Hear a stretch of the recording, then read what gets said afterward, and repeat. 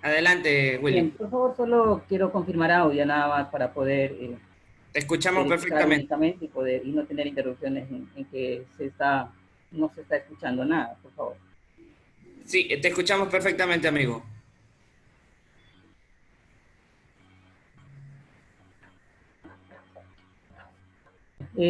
Agradecer a la gente del CIDE por la invitación para participar de este importante evento. Bueno, como ya lo mencionaron, bueno, yo les voy a hablar, bueno, quizás esto es muy diferente a lo que estuvieron hablando a la persona que me precedió, entonces más bien esto es algo del punto de vista de producción, básicamente rumiantes en pastoreo. Entonces lo que yo les voy a hablar es recuperando pastizales, utilizando los rumiantes como bioherramientas regenerativas. ¿Sí? Bueno,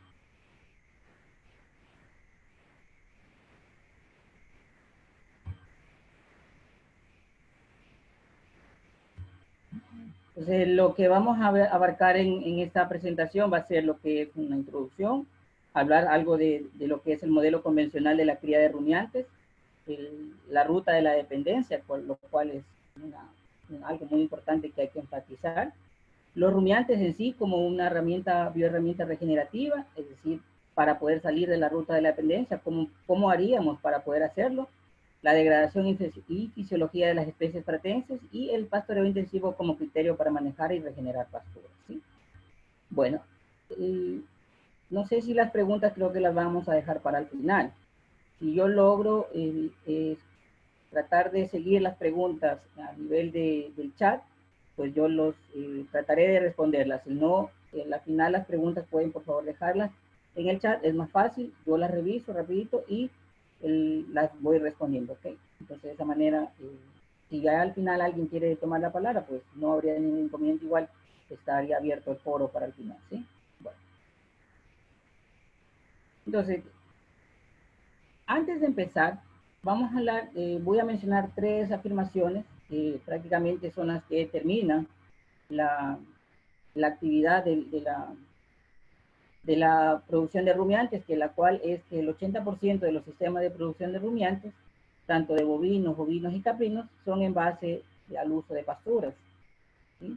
Asimismo, considerar que la alimentación de los animales a base de pastos es la forma más económica. De hecho, se ha demostrado de que sistemas de producción a base de pastoreo, como lo cual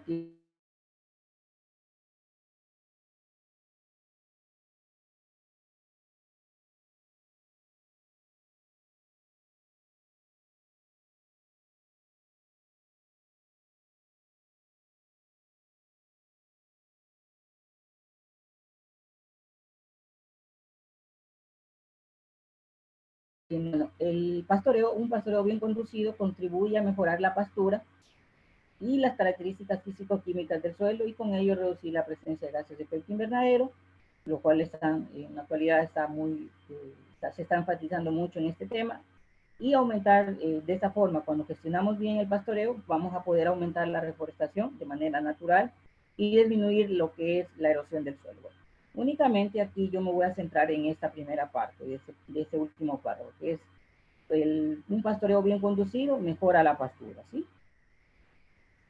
Bien.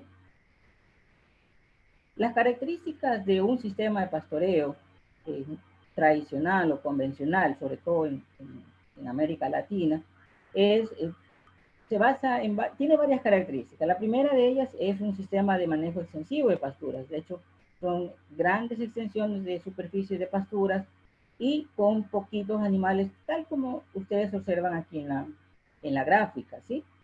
Tenemos una extensión muy grande de pastura y apenas 4 animales allí pastoreando, ¿sí? Entonces, esa es una de las primeras características, con lo cuales ya eso va comenzando a tener otros efectos sobre el ecosistema donde se está desarrollando la actividad, ¿sí?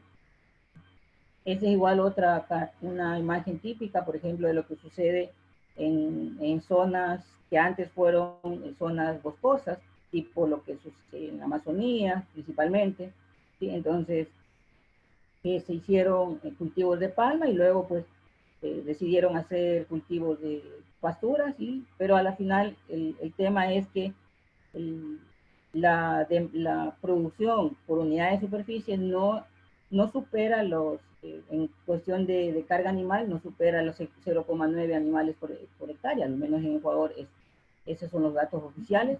Entonces, no sé cómo será el tema en los otros países, pero al menos en Ecuador la carga animal con manejos extensivos de pasturas no supera la una unidad, la una unidad de unidades bovinas por hectárea, ¿sí?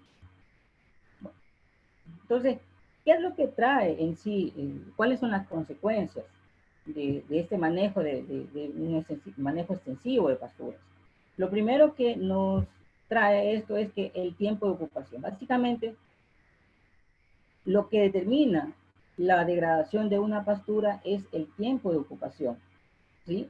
Es decir, una pastura comienza a degradarse por un sobrepastoreo, no por el número de animales, porque prácticamente lo que determina que se degrade una pastura es justamente por el tiempo que ellos permanecen en un área. Entonces, justamente eso lo que conlleva otros efectos más, sobre todo a lo que es productividad por la unidad de superficie, ¿sí? Entonces, el otro efecto que trae un manejo extensivo de pasturas es que los animales tienen su comportamiento en cuestión al consumo de, de forraje, básicamente es un comportamiento selectivo. Entonces eso es simple, y siempre me gusta hacer una comparación al, considerando, a ver, cuando un grupo de personas va a un buffet, 5 personas, por ejemplo, van a un buffet, ¿qué pasa en un buffet? Como se tiene comida disponible a voluntad, pues simplemente en un buffet lo que hace es, las personas comen lo que más les gusta y dejan aquello que no les gusta. Igual sucede con los rumiantes.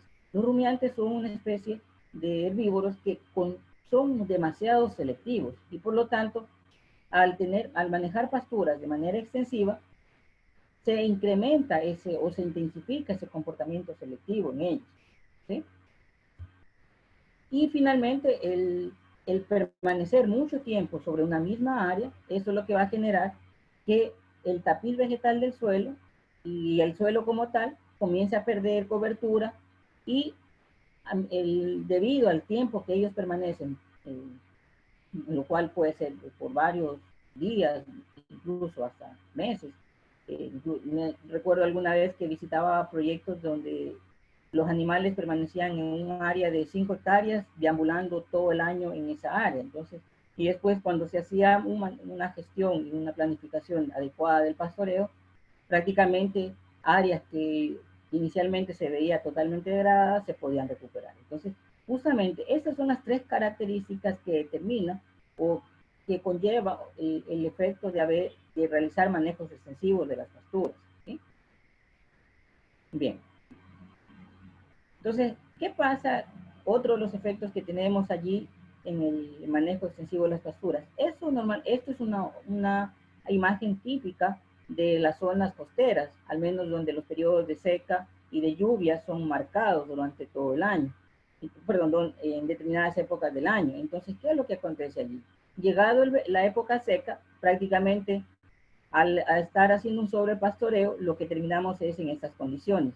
Un suelo totalmente desnudo, un suelo que en pocas zonas tiene algo de cubierta vegetal, pero prácticamente no es lo suficiente como para poder evitar una deshidratación del suelo y por lo tanto eso va a generar un efecto en cuanto a lo que es disponibilidad de forraje durante esas épocas, ¿sí? Entonces ahí es donde el productor prácticamente se ve en apuros porque no sabe qué dar de comer a los animales, ¿sí? Bien. Entonces, ¿qué pasa? En verano ocurre, o en época seca ocurre lo que mostrábamos en la gráfica anterior. Llega el periodo de lluvias y claro, bueno, como hubo ese comportamiento selectivo por parte de los animales en la época lluviosa, previo a la época seca, lo que originó fue que todas aquellas especies que eran de mayor aceptabilidad por parte de los animales, estos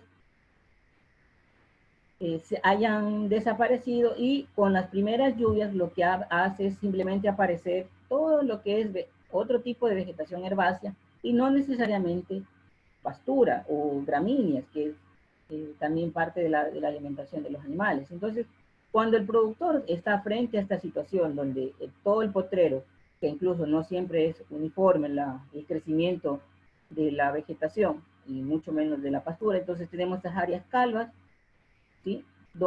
¿Y qué es lo que hace el productor? Bueno, esa es también otra imagen típica también de cuando termina el periodo de la seca, empieza el periodo lluvioso y tenemos ese crecimiento exuberante de herbáceas, ¿sí? Entonces, el productor frente a esta situación, frente a este escenario, ¿qué es lo que hace? Recurre a una de las prácticas muy bien conocidas, que hasta la actualidad se sigue haciendo, es que es el uso de herbicidas, ¿sí? Entonces, con la finalidad de poder él controlar y como llega la época de lluvia, pues con la finalidad de que al menos algo de las pasturas, de las semillas de pasturas que quedaron allí, vuelvan a crecer, de ser en el mejor de los casos, ¿sí?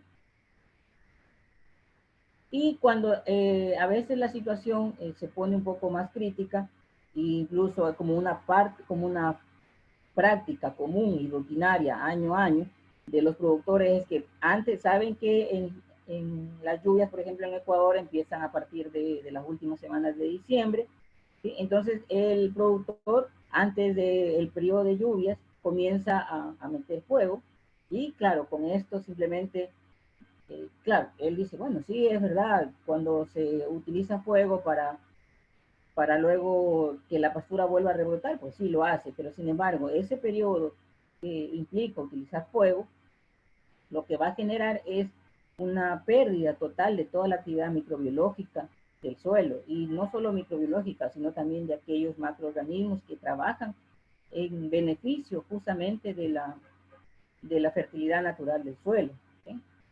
Y ahí y cuando no puedo utilizar fuego o porque hay disponibilidad de recursos, recurre a otra de las prácticas también muy comunes, que es justamente el uso de arados. Y claro, con esto prácticamente lo que hacemos es simplemente terminar de empeorar más el asunto, porque además de que el suelo está totalmente compactado, bueno, la justificación del uso de arado siempre es porque el suelo está compactado. Entonces, pero ¿qué trae el efecto de hacer una descompactación utilizando maquinaria? Es que no solamente podríamos decir que es una ventaja, pero en realidad no lo es, porque lo único que hacemos es momentáneamente airear el suelo, pero exponemos prácticamente aquella capa del suelo que de alguna forma ha estado cubierta y alteramos todo el ambiente microbiológico, sobre todo en la relación entre microorganismos aerobios y anaerobios, y por lo tanto ahí lo que generamos es muerte y pérdida asimismo de la biota del suelo, sobre todo bacterias, hongos, y además de que la poca materia orgánica y la poca cantidad de nutrientes, nitrógeno y otros nutrientes que estuvieron allí unidos a los coloides del suelo, lo que van a hacer es terminar perdiéndose, ya sea por oxidación o ya sea por lixiviación o por un tema de evaporación, principalmente en lo que se refiere a óxido nitroso, el nitrógeno como tal. ¿Sí? Bueno, entonces, y ahí, ¿qué pasa? El tema de los arados no es solamente un tema de que bueno, utilizamos un arado para descompactar el suelo y con eso nosotros podemos eh, mejorar, hacer un nuevo establecimiento de la pastura, y ahí, bueno, pues se arma todo un plan de fertilización y todo lo demás. Y bueno, entonces, pero ¿qué pasa? El hecho solamente de hacer un movimiento agresivo del suelo trae varias consecuencias, y las cuales están muy bien documentadas y que en la actualidad está teniendo muy buena aceptación, sobre todo lo que son cultivos de cobertura, donde el, el manejo del suelo implique que se lo agreda en lo menos posible, ¿sí? Entonces, el primer efecto que tenemos cuando aramos es que justamente todo el amonio que está contenido en los coloides del suelo, lo que hacemos es liberarlo en forma de óxido nitroso, y recordemos que el óxido nitroso es forma parte de los gases de efecto invernadero. De hecho, el 6% de los gases de efecto invernadero están formados por lo que es óxido nitroso. Pero ¿cuál es la característica o lo que hay que puntualizar aquí en esto? Es que el óxido nitroso es un gas que tiene una potencia para trabar calor 300 veces más de lo que lo hace el dióxido de carbono. Entonces ahí justamente este tipo de prácticas es lo que no se recomienda cuando estamos frente a una situación de una pradera degradada, ¿sí? El otro es justamente la materia orgánica.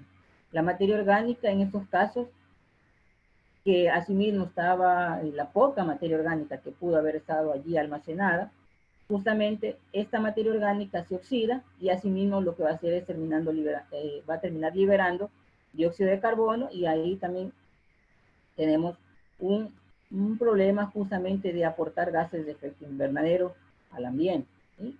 Y finalmente, claro, cuando hacemos arados, lo que hacemos también junto con ellos, seguir utilizando, de hecho hasta ahora en algunas zonas se utiliza, lo que es fertilizantes de nitrogenados sintéticos, urea principalmente, y se ha demostrado de que la urea en realidad, además de los problemas que esto implica de alcalinizar los suelos, sino también disminuye la actividad microbiológica del suelo, ¿sí? Entonces ahí tenemos los tres principales razones por las cuales no se recomienda utilizar la práctica de arados, mucho menos fuego, en el tema para recuperar pasturas, ¿sí?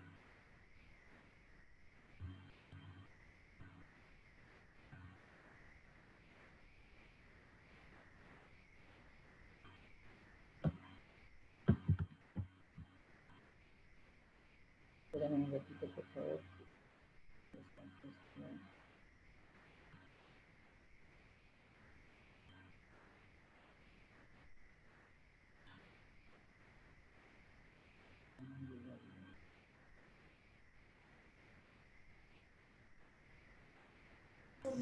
William, te dejamos de escuchar, William.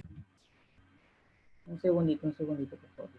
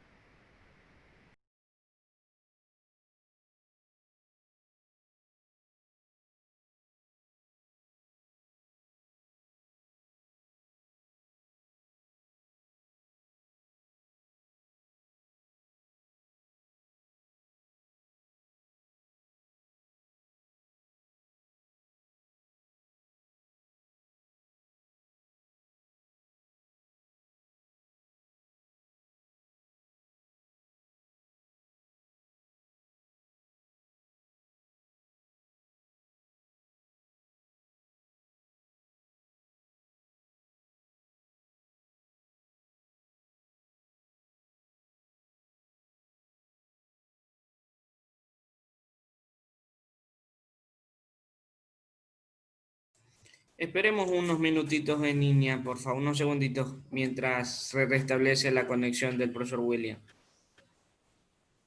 De hacer una práctica de arado traía estas tres consecuencias. El primero, el uso la liberación de dióxido nitroso, ¿sí?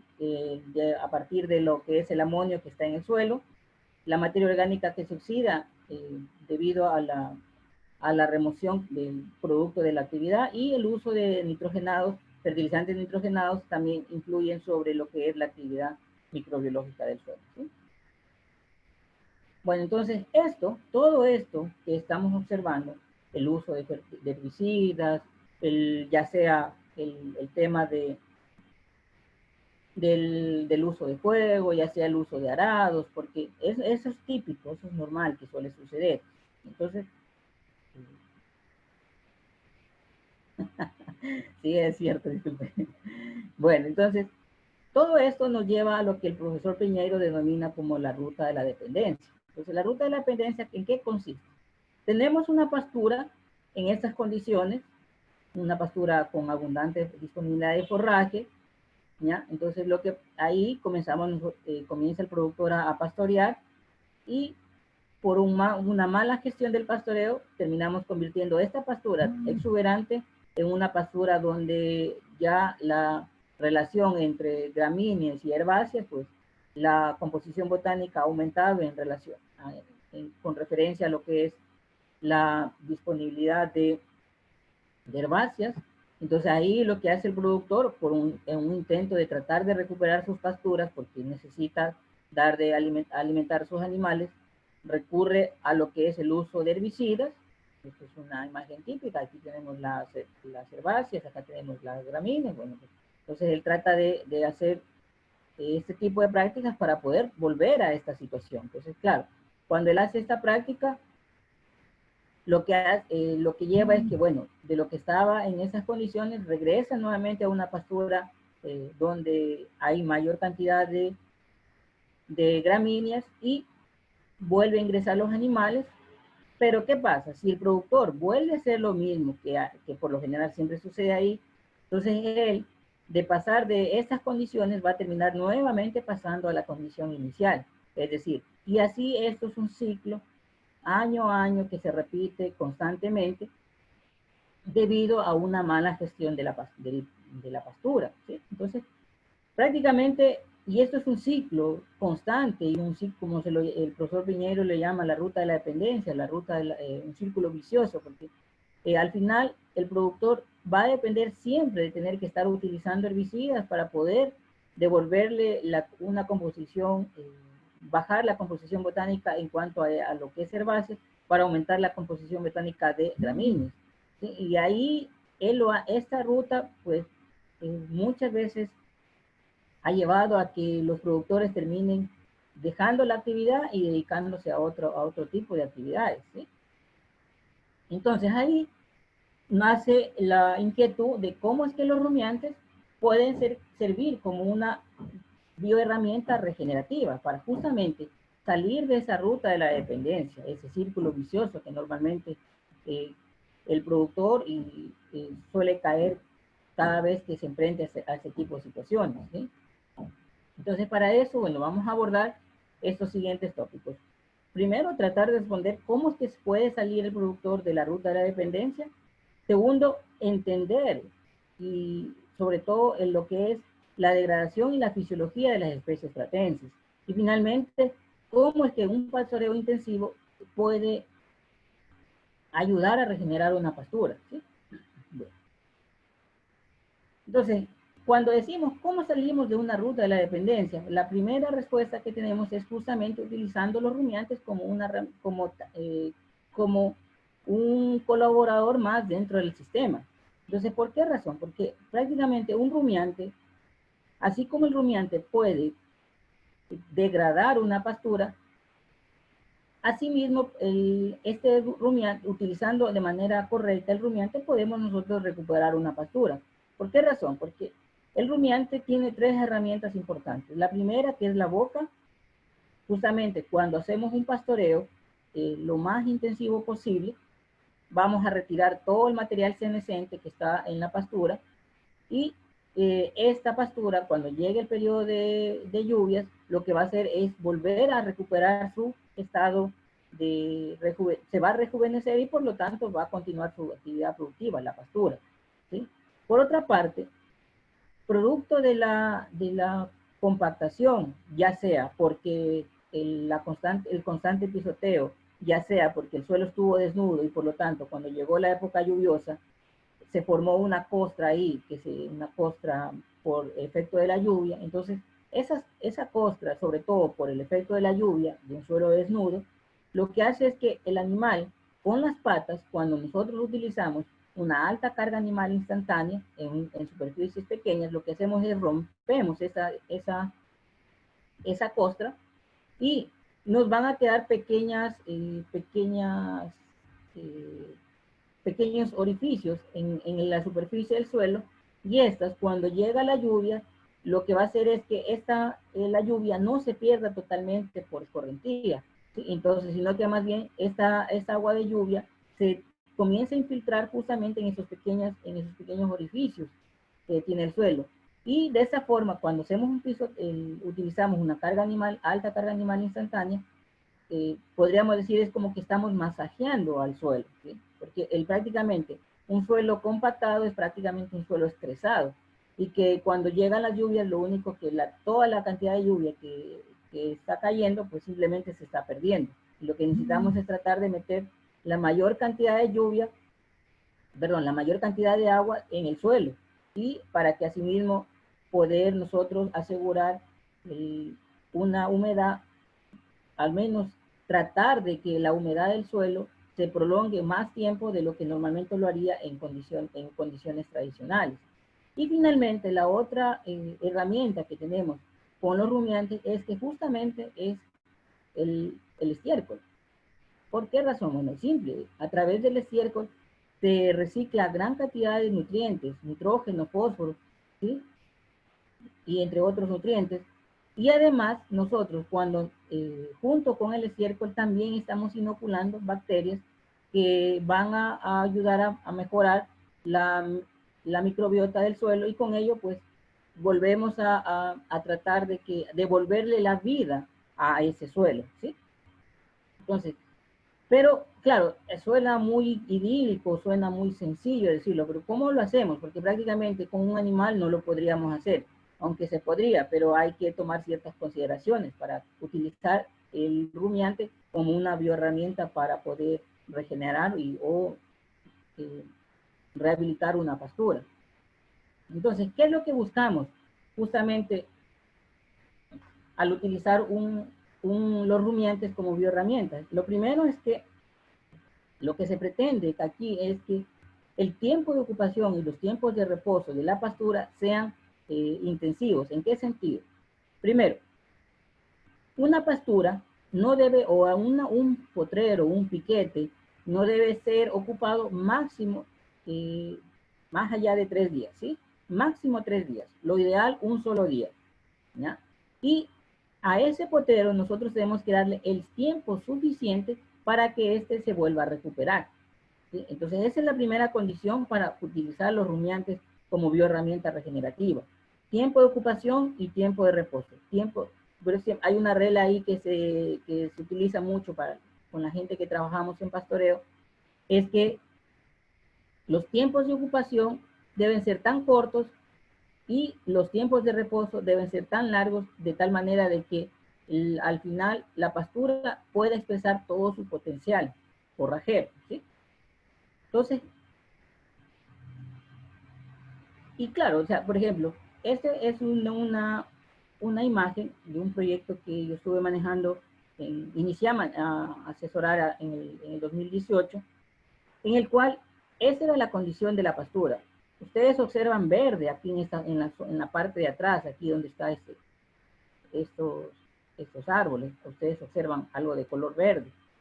Ya, pero en realidad estos son pasturas de tipo Panicum maximum. Panicum que si dejamos reposar de manera adecuada, el Panicum puede crecer hasta sobrepasar el 1,50 m de altura, ¿sí?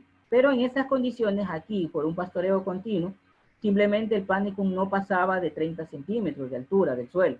Y si ustedes observan verde aquí era porque justamente en esta finca se tenía un sistema de riego muy caro por cañón, y prácticamente estaban ya a punto de cerrar la actividad, porque ya no estaban con la producción de leche muy bajo, los animales estaban adelgazando demasiado, y en esa época estábamos justo en época de verano. En esta zona, en la zona sur del país, en Ecuador,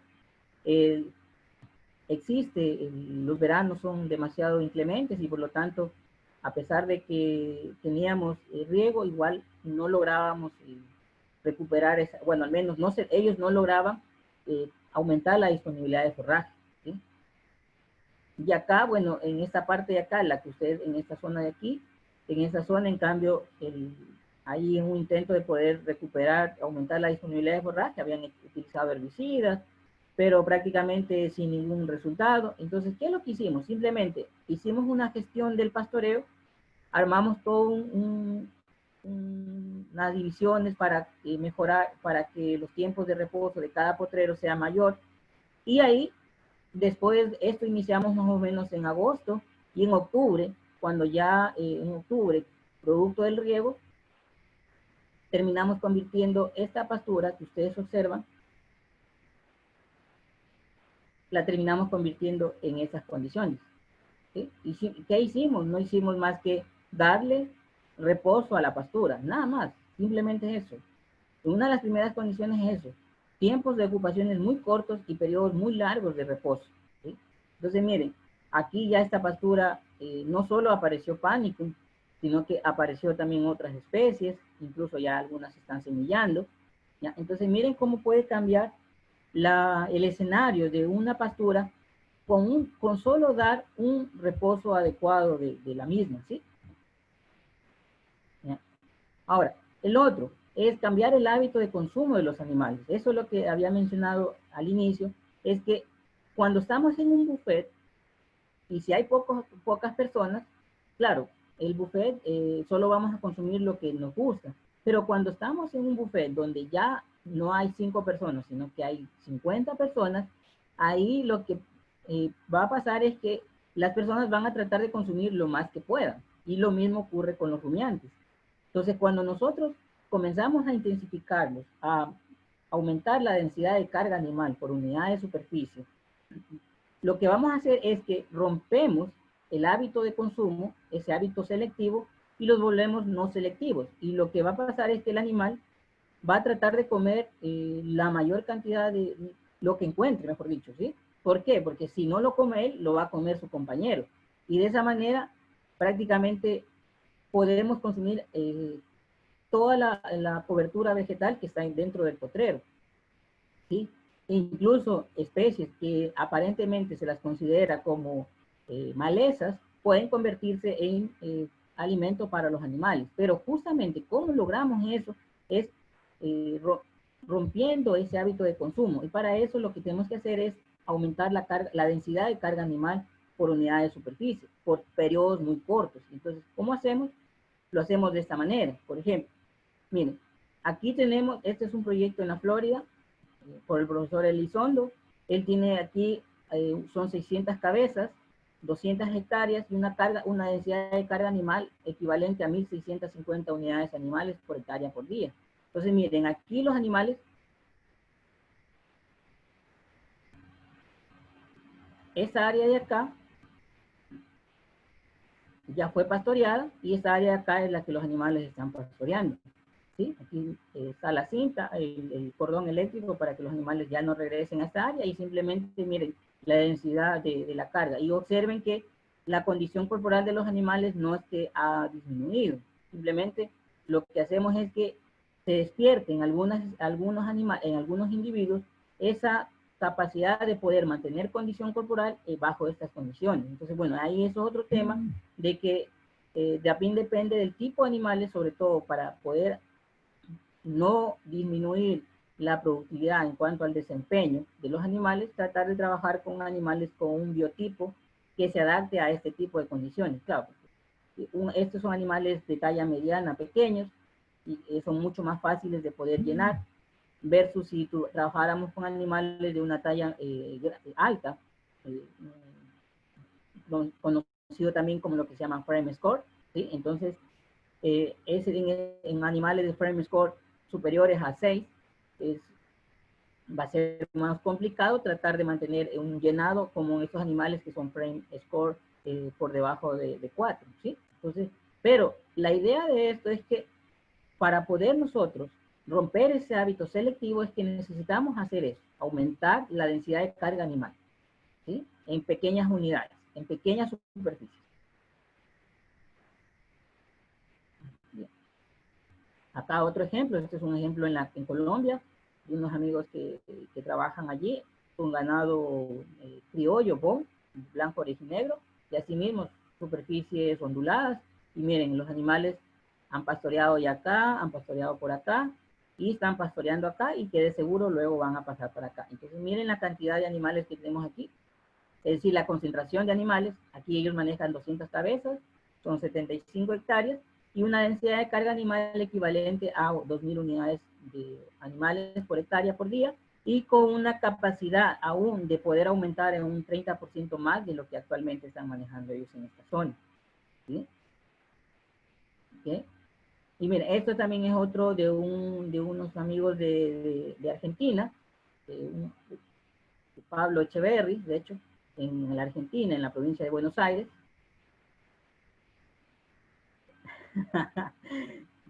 Mira, yo prefiero no ponerle nombre si es pastoreo Boazán, si es pastoreo intensivo, si es PRI, si es SPRB, porque prácticamente allí vamos a entrar en dilemas de que, de que si es o no es. Entonces yo prefiero de que al final el PRB, el pastoreo, el PRI, el SPRB, y bueno, pastoreo inteligente, hay otro, el PUAC, o sea, son simplemente herramientas de pastoreo que tenemos disponibles para poder nosotros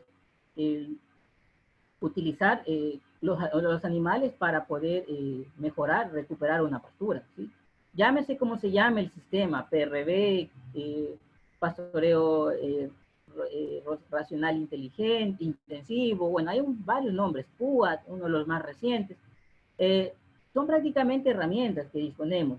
Entonces, el asunto es que al final, aquí no importa, como les digo, no importa cuál sea el nombre del sistema de manejo de pastoreo que estemos utilizando. Lo importante es que utilicemos esa herramienta de tal forma de que sean los animales quienes hagan en realidad el trabajo, y que ya no sea el productor quien esté tratando de buscar recuperar una pastura que inicialmente estuvo en buenas condiciones y luego se le degradó por un mal manejo, ¿sí? Entonces ese es el asunto, ¿ya? Entonces, y bueno, no solamente con bovinos, sino que también además,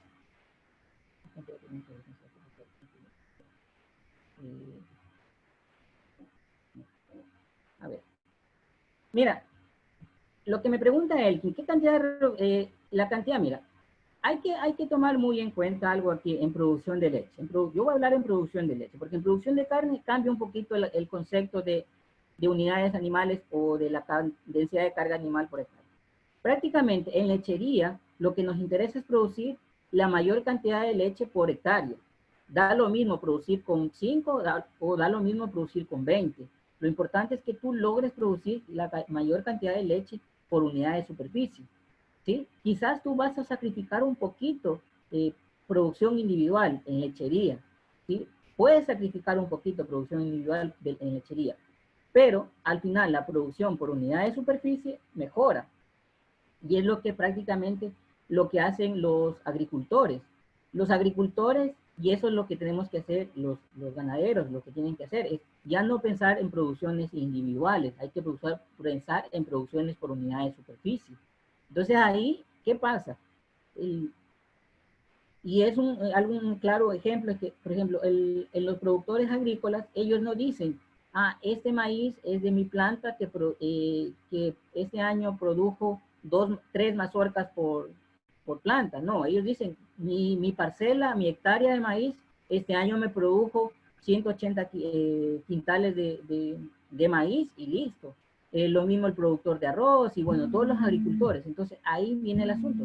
Tenemos que tratar de pensar desde esa óptica, de ya no olvidarnos de la producción individual, de decir, no, es que tengo mi vaca de 20 litros, no, pensar en producción de unidad por unidad de superficie. ¿Cuántos litros de leche estoy yo produciendo por hectárea? ¿Sí? Entonces eso sobre todo en lechería. En producción de carne, bueno, pues el tema sí, ya tendríamos que bajar un poco la densidad de carga animal para poder no influenciar el desempeño, no afectar tanto el desempeño de los animales que están terminándose en pastoreo, ¿sí? Entonces ahí ese es el asunto. Entonces por eso yo no hablo de cargas animales en lechería, sino yo hablo de producción de leche por unidad de superficie, ¿ok?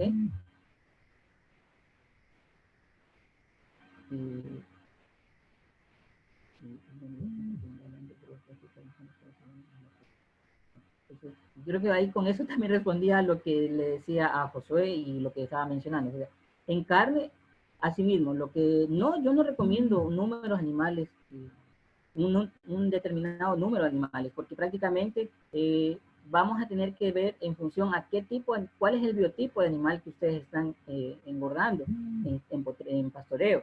¿Ya? Entonces, animales de una talla mediana, pequeño, te va a permitir poder tener más animales, versus si tú tienes animales de una talla de mediana hacia grande, ¿ya? Animales grandes, prácticamente en pastoreo va a ser muy difícil, o al menos te vas a demorar mucho más tiempo en poderlos terminar, versus si trabajas con animales medianos o pequeños.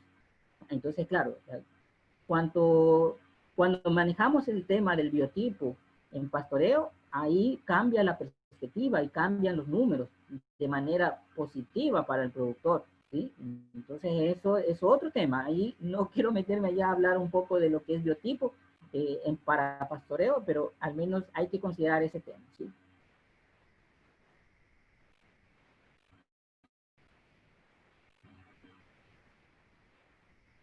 Sí, exactamente. Entonces, bueno, ya aquí también había otra pregunta que hablaban sobre qué tiempo se recomienda para pastoreo. Vamos a hablar justamente con eso, respondo más adelante la pregunta de Elkin que nos está haciendo, ¿sí?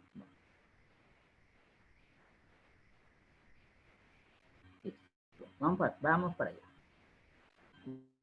Bueno, entonces esto, por ejemplo, miren, esto es en ovejas, ¿sí? Esto es un proyecto de un amigo de Bruno Basqueto. No sé si alguien ha leído o sigue la página de Facebook de ellos, el mate, criadero del mate, finca, no recuerdo, bueno, la página se llama El Mate, ¿sí? Y entonces ellos manejan un sistema de bovinos, ovinos y gallinas y pollos en pastoreo, ¿sí? Pero prácticamente no solamente con bovinos podemos hacer el manejo, una intensificación del uso de la pastura para romper esos hábitos selectivos, sino que también lo podemos hacer con ovejas. En este caso, esas son ovejas de doble propósito, en el sentido de producir lana y producir carne, pero en el trópico, en nuestras condiciones, Ecuador, la zona de Colombia, algo de Perú, es que podemos trabajar con las ovejas de pelo y pues tendríamos el mismo efecto, ¿sí? Lo importante acá es no pensar en un tema de que tenemos que romper el hábito selectivo de los animales, ¿sí? Entonces, ese es el asunto. Entonces, finalmente, lo otro que tenemos que tomar en cuenta es que el tema del tapiz vegetal en el suelo, ¿sí? Debemos va a favorecer justamente la acumulación de material vegetal. ¿Por qué razón? Porque el material vegetal, a medida que se va descomponiendo, esto va a convertirse en materia orgánica. Y la materia orgánica prácticamente es la base de la fertilidad del suelo. Un suelo sin materia orgánica prácticamente es un suelo muerto, ¿sí? Entonces, hay una relación directa entre fertilidad del suelo y materia orgánica. A medida que aumenta la materia orgánica en el suelo, bueno, mejora la fertilidad del suelo. Y asimismo, a medida que disminuye la fertilidad la materia orgánica en el suelo, bueno, pues también disminuye la fertilidad, ¿sí?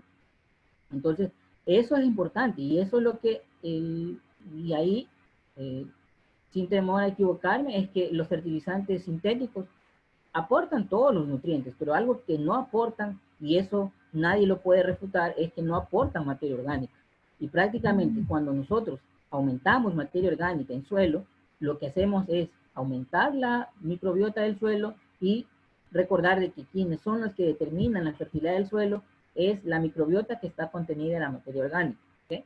Porque ellos son los que realizan todo el trabajo de mineralización, de liberación de los nutrientes que están agregados a las, a las sales alumínicas, a las sales ferrosas, ¿sí? Entonces, ya hay un ciclo, el conocido como el ciclo del etileno, que es quien prácticamente permite la liberación paulatina del tema del fósforo principalmente, que es uno de los minerales más limitantes y uno de los que menos se moviliza a nivel del suelo, ¿sí?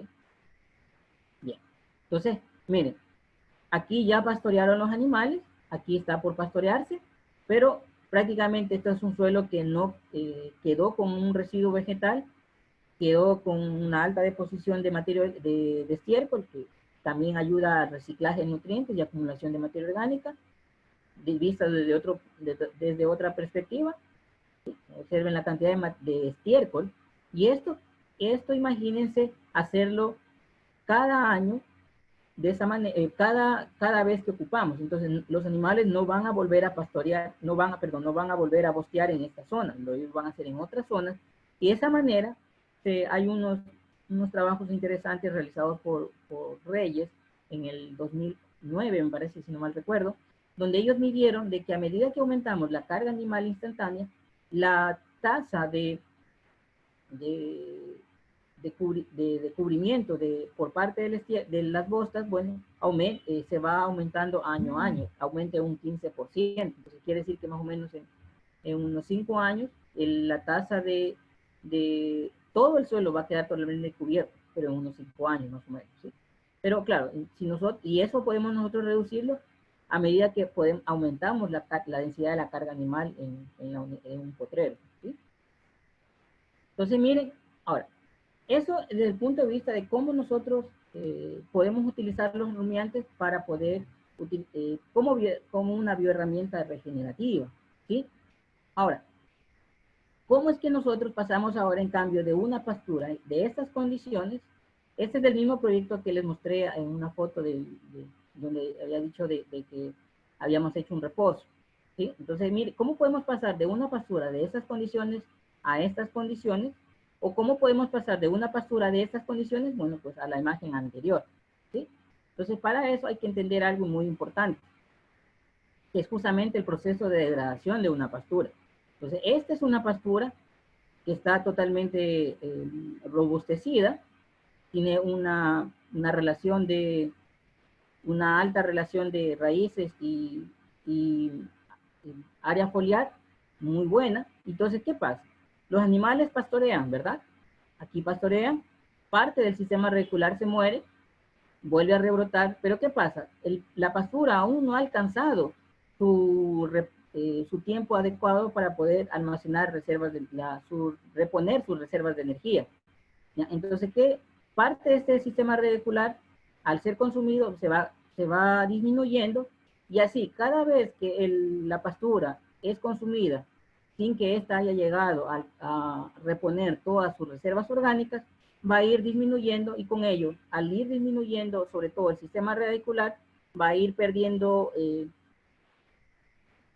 fuerza en el rebrote, y por lo tanto al final de tener una pastura en estas condiciones, en este tipo de condiciones, vamos a terminar con una pastura en estas condiciones. Y justamente es por eso, porque no permitimos que la pastura reponga sus reservas orgánicas, y lo que hacemos es simplemente, cada vez que nosotros pastoreamos antes de tiempo, lo que hacemos es perder área radicular, y recordemos que quienes alimentan a la planta justamente son las raíces, ¿sí? Okay, entonces, ahora, ¿cómo revertimos este proceso de pasar de esta pastura nuevamente acá? Bueno, pues simplemente haciendo todo lo contrario, es decir, lo que hacemos es, dejamos aquí en estas condiciones tomamos la pastura, una pastura como les mostraba en la imagen anterior, ya, hacemos pastorear, pues la pastura no da para más, y luego lo que hacemos es darle un reposo para que la pastura vaya recuperando área radicular, y de esa manera volver de esta condición en la cuales terminamos, regresar a la condición ideal, que es una pastura con una abundante producción de forraje, ¿sí? Bien. Entonces, pero para eso hay que entender algo muy importante, que es justamente el proceso de la fotosíntesis. Básicamente, el proceso de la fotosíntesis es la que determina los nutrientes que va a utilizar para poder después, producto de este proceso, para que la planta pueda rebrotar. Entonces, recordemos ahí que la fotosíntesis es como para formar una molécula de glucosa, necesitamos 6 moléculas de dióxido de carbono y 12 moléculas de agua, ¿sí? Lo cual nos da una molécula de glucosa, 6 moléculas de oxígeno y 6 moléculas de agua, ¿sí? De estos se sintetizan los famosos carbohidratos, los cuales tenemos dos, los estructurales y los no estructurales. Dentro de los no estructurales, que son prácticamente los que la planta va a utilizar para rebrotar después de que ésta ha sido pastoreada, van a ser los fructosanos en la C3, todo lo que es pasturas de tipo templado, de clima templado, perdón, y los almidones en pasturas de C4, de pasturas tropicales, y las leguminosas, ¿sí? Entonces, ¿pero qué afecta a la concentración de los carbohidratos no estructurales? Justamente son estos tres factores: el manejo, la planta y el ambiente, ¿sí? El manejo prácticamente es el único que nosotros podemos controlar, ¿sí? Porque en la planta como tal no son factores que no, es un factor que no lo podemos controlar, pero que sí está ligado al tema de manejo, y lo mismo pasa con el ambiente, ¿sí? Entonces ahí, por esa razón es que aquí respondo la pregunta que me hicieron sobre cuál es el tiempo recomendado para que una pastura, para volver a pastorear un área, es justamente en función a tomar en cuenta estos tres factores. ¿Por qué razón? Es sencillo. Aquí tenemos la curva de crecimiento y acumulación de reservas orgánicas de una planta forrajera, donde en la línea verde, en la parte de acá, tenemos lo que es las reservas de las raíces, o en los puntos donde la planta tiene por hábito almacenar las reservas de carbohidratos no estructurales, y lo que es la parte aérea. Entonces, aquí pastoreamos, en esta parte de acá, en la parte inicial, pastoreamos. Entonces, aquí tenemos todas las reservas orgánicas repuestas, y entonces la planta comienza a utilizarlas para poder volver a rebrotar, ¿sí? Entonces, por esa razón, el rebrote en las pasturas está dado a partir de las reservas orgánicas, no a partir de la área foliar remanente que podemos haber dejado, no. No, que es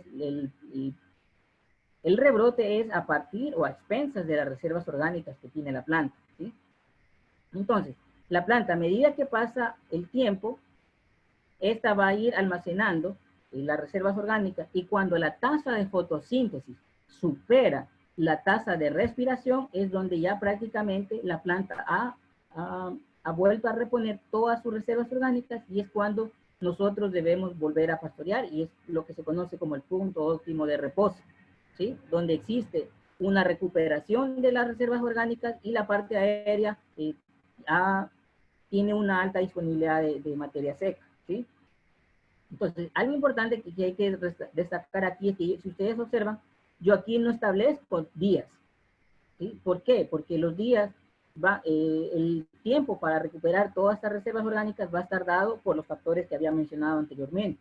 Y entonces, justamente, no va a ser lo mismo pastorear en una época de periodo de seca, utilizar el criterio de tiempo, que en la época de lluvias, ¿no? Porque ahí tenemos mayor humedad, mayor temperatura, una radiación solar superior.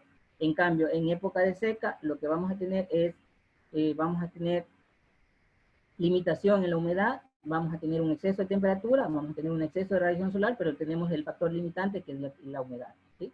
Entonces, por esa razón es que el tiempo como criterio para manejar el pastoreo no es recomendable. 3 minutos, William. Listo, listo. Bueno, entonces, esto asimismo, por ejemplo, en el caso de lo que es pasturas para los que trabajan en zonas de climas templados, sobre todo con lo que es Lolium perenne. Aquí, asimismo, es un trabajo realizado por profesores neozelandeses, Donaghy y Fulkerson, en el cual ellos establecieron la relación entre el número de hojas y la tasa de reposición de los carbohidratos no estructurales, ¿sí? Entonces ahí, cuando la planta prácticamente está en 3 hojas, la planta ha recuperado todos sus carbohidratos no estructurales, y podríamos decir que en ese momento nosotros debemos pastorear. No lo podemos hacer ni acá, porque prácticamente acá está en un proceso de una movilización activa de los carbohidratos no estructurales, y aquí, si lo hacemos acá en una hoja 1.5, tampoco, porque recién en este momento comenzamos a recuperar, la planta comienza a recuperar sus reservas de energía, y acá sería lo ideal, ¿sí? Bueno, entonces, como para ir terminando, ya no me queda mucho. Entonces, cuando hablamos de que el pastoreo intensivo como criterio para manejar y regenerar pastura, básicamente, ¿en qué consiste? Lo que buscamos aquí es que hasta qué altura nosotros debemos dejar pastorear, básicamente hasta la altura donde los animales más puedan hacerlo, ¿sí? Entonces, esto es, por ejemplo, uno de los proyectos que yo manejo acá en la Amazonía, Este está, yo lo puse como referencia, esta casa de termitas, y esto más o menos está a una altura de 1,80 m del suelo, y después, esto fue antes del pastoreo, y lo que hacemos es tratar de consumir la pastura lo más bajo posible, pero ya vamos ahí a dar unas pequeñas indicaciones antes de que me digan, bueno, pero es que la calidad de la pastura a medida que baja y todo lo demás, ¿ok? Entonces volvemos a la misma gráfica anterior y miren la relación de haber consumido una pastura de manera intensiva, ¿sí? La altura, esta pastura está más o menos más, casi como 1,60 m de altura, la pastura. ¿Ya? Y miren en qué condiciones la dejan los animales, ¿sí? Este es otro ejemplo desde otro sitio. Así mismo le puse este de aquí y miren en qué condiciones dejan la pastura, ¿sí? Este es otro ejemplo, por ejemplo, a pesar de que ustedes digan, no, pero es que eso está todo lignificado, pues ahí con una suplementación estratégica podemos mejorar la digestibilidad de toda esa fibra ahí lignificada. Miren, ¿sí? Aquí un pequeño, ya estoy terminando, no me quedan más que unas 2 diapositivas más y termino. Cuando hablamos de intensificar el uso de la pastura. ¿Ya?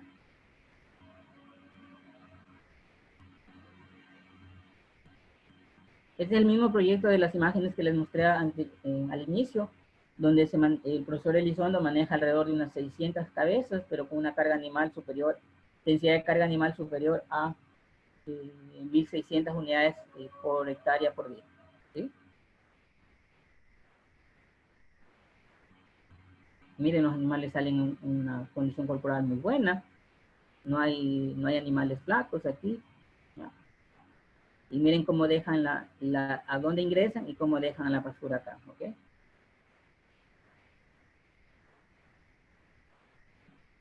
Entonces, la pregunta del millón. ¿Cuál es la altura ideal? Bueno, justamente la altura ideal del remanente va a depender de acuerdo a lo que menciona el profesor Bernal, va a depender del tipo de pastura que ustedes estén manejando. Entonces, claro, pasturas de tipo erecto, por ejemplo, las de clima templado, el oleum perenne, ¿cómo es? Pastobillo, ¿cómo fue el nombre? Los bromus, o de Dactylus glomerata, o pasto bromus, los bromus, bromus especie, que son varios grupos allí, las estucas igual. Dentro de este grupo de las pasturas de tipo con crecimiento erecto, también en las de clima templado, tropical, tenemos las varias braquiarias, los panicum, los pernicetum. Entonces, la altura de pastoreo va a estar en función al tipo de pastura que se esté manejando.